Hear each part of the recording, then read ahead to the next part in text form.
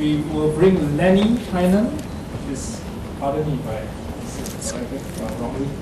She's the founder and CEO of Ascend International Private Limited and also the founder of Genius Minds International. This is the company that gave you the free complimentary brain scanning. You know? So a little bit more about Lenny. Lenny went to Boston for 4 years and is educated with a degree from the Boston University of Massachusetts and came back with 2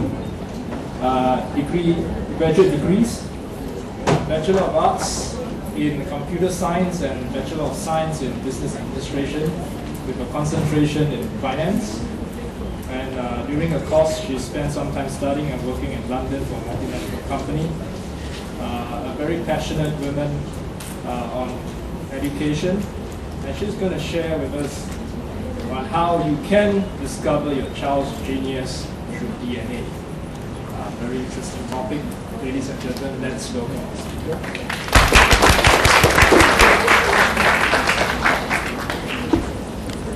Okay, can I have the mic? Handheld mic. Yeah, that's fine. Okay, thank you.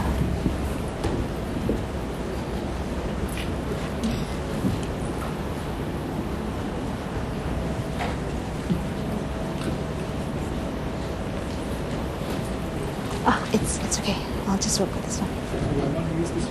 No, if that's not, it's working. Good afternoon, everyone. My name is Lenny, and I'm from Genius Minds. Right. Thank you, Marvin. Right, okay. So today, what I'm going to talk about is understanding your child through DNA. A little bit about Genius Minds. What we do is we specialize in equipping children, youths, and adults, yes, our oldest student is 72, with skills and systems to awaken the geniuses in them. So very quickly, raise your right hand. Quick, raise your right hand. Find a partner, shake the partner's hand, and say, you are a genius. And then say, so am I. Excellent, very good. Give yourselves a hand. All right. Okay, now, as educators, right, I think most of us are aware of this, that there are 3 main learning styles. And the first learning style that we talk about is kinesthetic. I think we're quite aware of that, right? Kids or even adults who love to jiggle coins, jiggle keys, or who like to slap you at the back and say hello, right? Or who love hugs, kinesthetic. So they're good in expressing their feelings and thoughts in terms of actions, body movements, right? Okay, and then we have the auditory learners, okay, who listen, right, who learn through listening.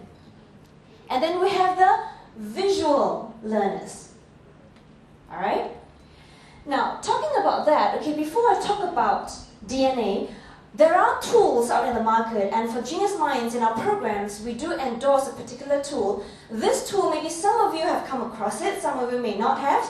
So I'm going to invite my assistant Jay to come up, all right, and then we'll show you this tool that caters to all 3 learners, right? That caters to all 3 learners. So we have this tool just to show you what technology is available right now. So look at this book, and when you open it, there is sound. Welcome to nature. Okay, it says welcome to nature. And when you actually point and just click.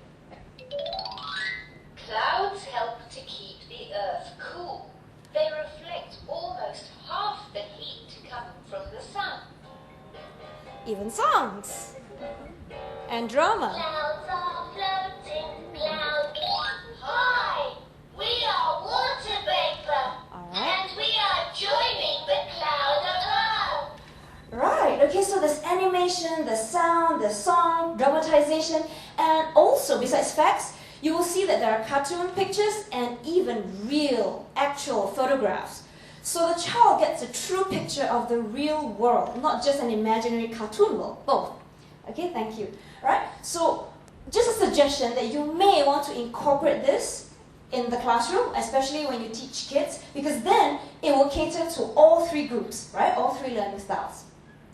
Next, let's talk about fingerprints. All right, everyone's say dermatoglyphics? Yeah, dermatoglyphics. Derma means skin, right? So today we're looking at fingerprints. Right, now I want to clarify, we are not doing fortune telling. Alright, we are not doing fortune telling. Let's look at your palm. Everyone raise your palm. Look at your palm. Our palm lines, they are indented. Everyone say indented. Because they're indented, they change. And because they change, that's why fortune tellers make a fortune. Right? Because they change. But our fingerprints, everyone say fingerprints, do not change. Alright, they do not change. In fact, studies have shown that our fingerprints may outlast us. What does that mean? That means when the person dies and the body is decomposing, right, the fingerprints are the last to go. Okay, that's quite amazing.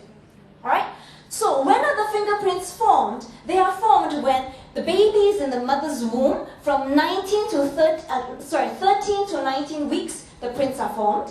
And they realize that as the fingerprints are being formed, the brain is being formed and developed at the same time. So they go, wow, is there a relationship? Is there a correlation between them? And indeed, after a lot of research and experiments, they found yes. What they did earlier, one of the experiments was they injected a fluorescent material into a person, and as he moved his thumb, the prefrontal lit up. Lit up, yes. Alright? Index finger, the frontal lit up. Third finger, the parietal part of the brain lit up. Fourth finger, then here, okay, the temporal part. Fifth finger, occipital part. So they go, wow, it really does have a relation to the brain. And this is not new science or a new gimmick. Research started as early as 1823. That's right, 1823. All right, and a lot of research first started in Harvard in relation to criminology and biology and health. And then I'm going to introduce someone, all right? But before that, before I introduce that person, oops, how do I go back? Uh-oh, please help. Okay, I'm going to introduce someone, but before that, let's find an interesting question to answer. What if we were to ask Thomas Edison to play the piano? What would happen? Or what if we were to force Beethoven to do experiments? What will happen then? Okay, I want to introduce to you this young person called Zhou Zhou from China. If you go to YouTube and search, you'll be able to find a write-up and videos and all that about him. He has Down syndrome.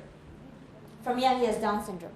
But you know what? He orchestrates the Beijing Symphony Orchestra. Can we give him a hand? And you go, a Down syndrome kid can do that? Yes, when he's on stage, wow, he's talented and he's truly a music genius. But when he comes off stage, you can tell straight away he has Down syndrome. Now why? How come he can do that? Because he's got strong musical talent, truly gifted and talented in music. Alright? Now, so the science of fingerprints, that's what I will share with you today.